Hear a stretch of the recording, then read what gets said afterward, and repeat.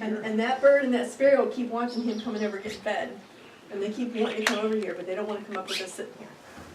Whereas he will. See, he goes over there. He goes to the same spot around the corner.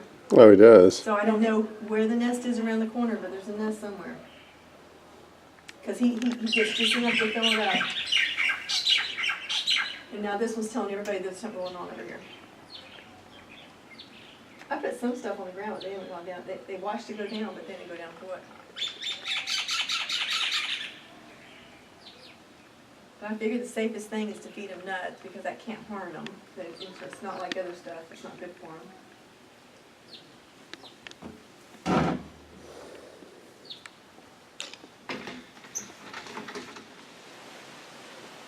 Does he come back? Yes, and the sparrow came and snapped the big one right from me.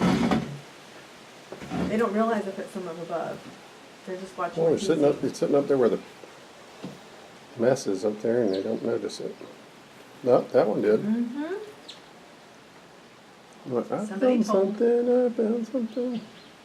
And there's That's a big really, nut for it's you. a really big nut. You got to break it up harder than that. I guess I need to go break up some more. Only if you're gonna feed him. This guy's a pretty little bird. He was on the table just a minute ago. Mm-hmm. He's Yeah. gotta go fly off. He's gotta go feed this family. House finch, minor bird.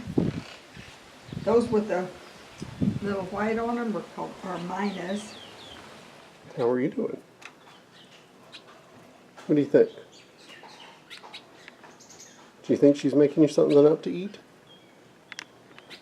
Well, give her a minute. And another one over here. I'm looking through the screen. The screen is making it more difficult to see. How about that? That should help.